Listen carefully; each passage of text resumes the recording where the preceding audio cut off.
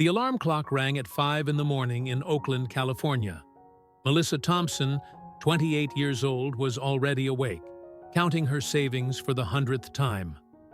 $2,345, she whispered, admiring the fruit of 5 years of hard work at the Morning Brew coffee shop.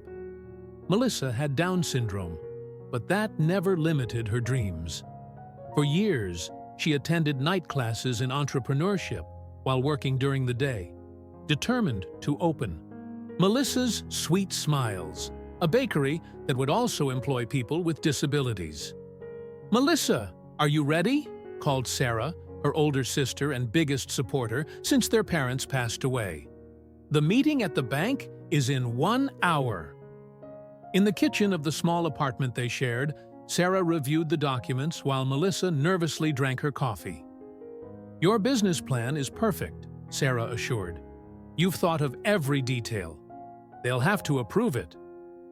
At 10:30, the Thompson sisters entered the Central Bank of Oakland. Melissa, wearing her best outfit and firmly holding her blue folder, took a deep breath, trying to control her nervousness. "Remember," Sarah whispered, "you're the entrepreneur. I'm here just for support." Robert Carson, a middle-aged manager with graying hair, received them in his glass office with an impatient expression. From the first moment, he avoided looking directly at Melissa, addressing exclusively Sarah. "You must be the one responsible for the project," he said with a forced smile. "Actually," Sarah corrected, "my sister Melissa is the entrepreneur. I'm just accompanying her." Carson's smile disappeared as his eyes quickly studied Melissa. "Ah, I see," he mumbled, clearly uncomfortable. Determined, Melissa opened her folder and began the presentation she had rehearsed countless times. "Mr. Carson, I would like to apply for a small business loan. I have my own savings, a detailed business plan, and 5 years of experience in the food industry." Carson flipped through the documents dismissively and gestured to a colleague passing by. "James, look at this," he commented with a condescending tone. "The young lady here wants to open her own business." James superficially examined the plan. "Who would manage the finances? Who would handle the suppliers?" he asked, looking at Sarah as if Melissa were incapable of answering. "I will manage everything myself," Melissa stated. "I have a certificate in basic management and experience with inventory control." Carson exchanged a mocking look with his colleague. "Miss Thompson, I appreciate your enthusiasm, but loans are serious matters. We can't simply hand over money to just anyone with a dream." "My sister is not just anyone," protested Sarah. "She has a solid plan that you barely bothered to read." "I'm not questioning your sister's qualities," Carson responded with false cordiality. "But let's be realistic. Someone in her condition would have enormous difficulties managing a business." "My condition?" repeated Melissa, voice trembling but firm. "Are you referring to my Down syndrome, or to my determination to save every penny for this moment?" "Miss, we have nothing more to discuss. The bank will not approve this loan. I suggest alternatives more suitable to your profile," he concluded, standing up to end the meeting. On the bank steps, Melissa finally let the tears flow. "He didn't even properly look at my plan, Sarah. He just saw my face and decided I wasn't capable." "This doesn't end here," Sarah consoled her. "There are other banks, other possibilities." "I'll try again," Melissa decided, wiping away her tears. "And next time, I'll go alone. I need to show that I deserve to be respected, like any other dreamer." What Melissa didn't know was that her next encounter with Robert Carson would change not only her life, but the perception of people with Down syndrome in the business world. With the unexpected help of one of the biggest stars in American basketball, A week had passed since the humiliating meeting at the bank. During those days, Melissa barely slept, dedicating her nights to further improving her business plan. With the help of her former entrepreneurship teacher, she added more detailed financial projections and even letters of recommendation from her current employers. "Are you sure you don't want me to go with you?" Sarah asked for the third time that morning, concern evident in her voice. "I am," answered Melissa, adjusting the navy blue blazer she had bought especially for this second attempt. "I need to do this alone." The Central Bank of Oakland was busy that Tuesday. Hurried executives, elderly people depositing retirement funds, and young couples discussing financing filled the spacious lobby. Melissa took a deep breath before approaching the reception. "I would like to speak with Mr. Carson, please," she said, keeping her voice steady despite her nervousness. "He assisted me last week regarding a small business loan."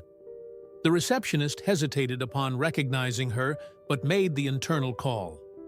A few minutes later, Robert Carson appeared in the lobby, visibly irritated at being interrupted.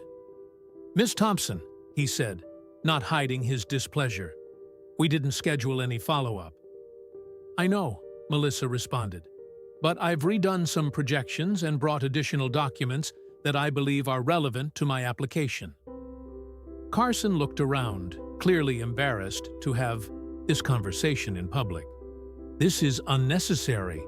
Our decision has already been made." "I would like a second evaluation, please," Melissa insisted, maintaining her composure. "I have a right to that." The manager sighed exasperatedly. "Why do you insist on this?" he asked in a voice louder than necessary. Turning to a nearby colleague, he added, "I'm wasting precious time here." Several customers began discreetly observing the scene. Among them, a tall man wearing a cap and sunglasses was trying to go unnoticed while waiting his turn at the counter. Steph Curry, star of the Golden State Warriors, was at the bank handling personal matters when his gaze caught the tense interaction. "Mr. Carson," Melissa continued with a trembling but determined voice, "my business plan is solid. I have all the necessary qualifications and—" "Look," Carson interrupted, "I'll be direct. Someone like you needs a guardian to make financial decisions of this magnitude. We can't simply grant loans based on goodwill." The nearby employees exchanged uncomfortable looks, but nobody intervened. An elderly lady shook her head in disapproval, while others pretended not to hear. Melissa felt the flush rising from her neck to her cheeks, but she remained firm. "The law guarantees me equal treatment, Mr. Carson, and I don't need a guardian to—" "Excuse me." A calm but firm voice interrupted the conversation. The man in the cap and sunglasses had approached. Removing his glasses, he revealed himself as Steph Curry, a familiar face from countless commercials and televised games. "I couldn't help overhearing the conversation. Is there a problem here?"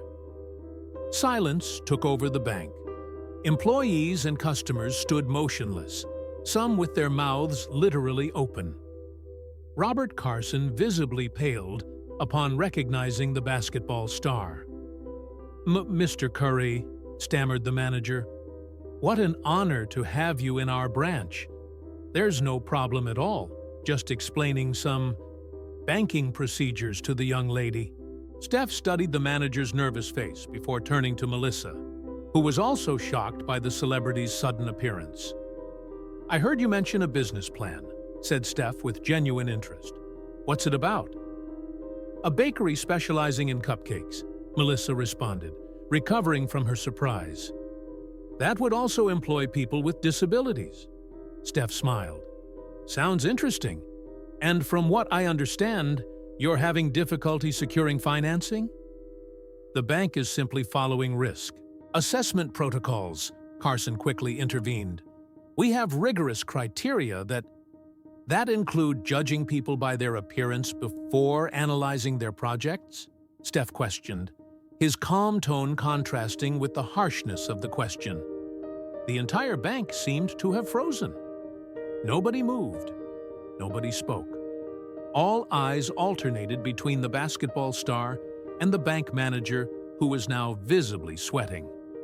"Absolutely not," protested Carson, nervously adjusting his tie.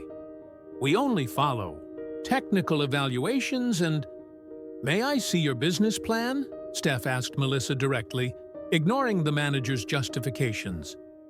With slightly trembling hands, Melissa handed her blue folder to Steph Curry. The basketball star sat in a nearby chair and began to examine each page in detail, while the bank remained in sepulchral silence. "This is very well done," commented Steph after a few minutes, genuinely impressed. "Your financial projections are realistic, and your operational plan is detailed. You clearly understand the business you want to create." Melissa's face lit up with a smile that compensated for all the tears of the previous week. "Thank you. I studied a lot for this." "Tell me more about this Melissa's sweet smiles idea," Steph requested, returning the folder to her. "My bakery would specialize in artisanal cupcakes with organic ingredients," explained Melissa, her confidence growing. "But most importantly, it would be an inclusive space where people with disabilities would have real opportunities for employment and professional development." Steph nodded, visibly touched. "You know, my foundation has been investing in inclusive entrepreneurship projects. We're always looking for initiatives that make a real difference in communities." Robert Carson watched the exchange with a mixture of disbelief and dread. Other bank employees began to discreetly gather, trying not to miss any detail of the extraordinary scene. "Mr. Carson," Steph turned to the OQ manager, "are you familiar with the ADA guidelines on non-discriminatory practices in the financial sector, or with the penalties for institutions that violate these guidelines?" Carson gulped. "Of course, Mr. Curry. Our institution strictly follows all federal regulations, and—" "Interesting," interrupted Steph, "because what I witnessed today seems to completely contradict that. I'd like to speak with your immediate superior, please." "That won't be necessary," stammered Carson. "I can personally reconsider Miss Thompson's case, and—" "I insist," Steph stated firmly. His normally friendly expression had given way to an unusual seriousness. "Now, please." An employee was already running through the bank's internal corridors. In minutes, Patricia Williams, regional director, appeared hurriedly in the lobby, adjusting her blazer like someone interrupted in the middle of another task. "Mr. Curry," she greeted, extending her hand with a nervous smile. "What an unexpected honor. How can I help you?" "Ms. Williams," Steph responded, "I witnessed something very disturbing in your branch today. This young entrepreneur," he pointed to Melissa, "was treated in an absolutely discriminatory manner by Mr. Carson due to her Down syndrome." Patricia paled. "This is extremely serious. Our institution does not tolerate any type of discrimination." "Yet, it happened," insisted Steph. "And not just today. From what I understand, last week, the treatment was equally inappropriate. Some customers had discreetly taken out their phones and were recording the scene from a distance. Carson, noticing this, looked like he was about to faint. "I apologize profusely, Miss Thompson," said Patricia, turning to Melissa. "This is unacceptable and will be rigorously investigated." Steph observed the situation with an evaluating look. "I suggest you immediately review Miss Thompson's application. Financial discrimination can generate quite serious lawsuits and considerable public repercussion." "Certainly," Patricia quickly agreed. "Mr. Carson, you are dismissed from this conversation. Please return to your office while I resolve this." Robert Carson walked away with his head down, while whispers spread throughout the bank. "Could we continue this conversation in a more private environment?" suggested Patricia. "I have a meeting room available where we could properly discuss Miss Thompson's proposal." Steph looked at Melissa. "What do you think? Are you comfortable with that?" With an affirmative nod, Melissa gathered her documents. "I'm ready." As the trio headed toward the bank's internal area, the admiring gazes of those present followed Melissa, no longer with pity, but with a respect she had never experienced before. 6 months later, a small crowd gathered in front of the newly inaugurated bakery in Oakland's commercial area. Blue and gold banners, the Golden State Warriors' colors, decorated the impeccable facade where elegant letters read, "Melissa's Sweet Smiles." Local journalists strategically positioned their cameras, while curious onlookers tried to peek through the windows decorated with delicate artisanal cupcakes. A red ribbon stretched in front of the door awaited the official moment of inauguration. Melissa Thompson, wearing a personalized apron with the bakery's logo, was radiant. By her side, Sarah held a small speech written on cards, which her younger sister had insisted on memorizing during the previous week. "Are you nervous?" asked Sarah, adjusting a strand of hair that had escaped from Melissa's carefully arranged hairstyle. "A little," admitted Melissa. "But it's a good nervousness, different from that day at the bank." The crowd's buzz suddenly increased when a black SUV parked near the sidewalk.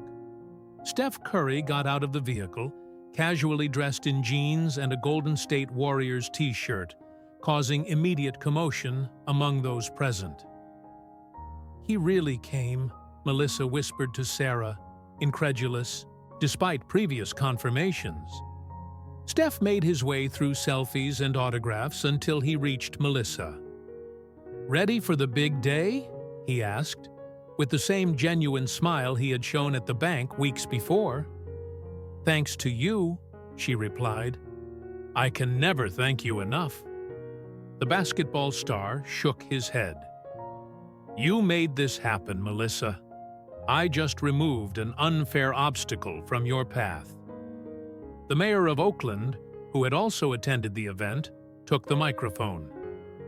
"It is with great honor that we officially declare Melissa's Sweet Smiles open, a new landmark of inclusive entrepreneurship in our city." Applause erupted as Melissa, with tears in her eyes, cut the red ribbon. Photographers fired incessant flashes, capturing the historic moment. Inside the bakery, 3 young employees, all with different types of intellectual disabilities, smiled proudly in their impeccable uniforms. The space, small but cozy, had been designed with accessibility in mind.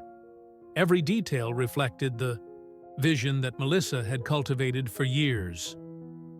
"I'd like to share what happened after that day at the bank," announced Steph, taking the microphone to everyone's surprise. The Central Bank of Oakland not only approved the loan with especially favorable conditions, but implemented a new specific financing program for entrepreneurs with disabilities. Murmurs of approval ran through the audience. As for Mr. Carson, Steph continued, he received mandatory training on inclusion and was transferred to another department.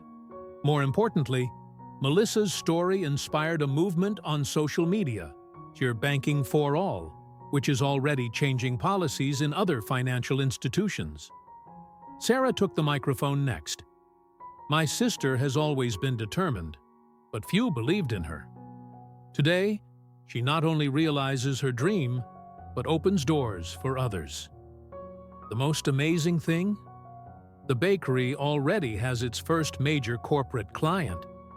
Steph smiled, taking the microphone again. "The Golden State Warriors are pleased to announce an official partnership with Melissa's Sweet Smiles. Her cupcakes will be served at all VIP team events in the next season." The ovation was instantaneous. Melissa, radiant, finally took the microphone with hands trembling with emotion. Never give up on your dreams, she said, with a clear and firm voice. When they told me no, I decided I wouldn't accept it. We all have the right to opportunities. We all deserve respect. And everyone can make a difference. After the speech, while attendants served cupcakes to the guests, Melissa approached Steph with a small decorated box. "I made this especially for you," she said, handing him a cupcake decorated with the number 30, his number in the NBA. "To remember that you changed my life." Steph shook his head, emotional. "You've changed many lives, Melissa. I just happened to be at the bank that day. I'll be here for the first anniversary of the store. I promise." As the celebration continued, a young woman with Down syndrome timidly approached Melissa. "I read your story on social media," she said. "You inspired me to start my own business too." Melissa hugged her warmly, realizing in that moment that her legacy would be much greater than a simple bakery. It was about opening doors, breaking down barriers, and showing the world that labels should never limit dreams. And it all began with a humiliation, a basketball star, and the courage to try a second time.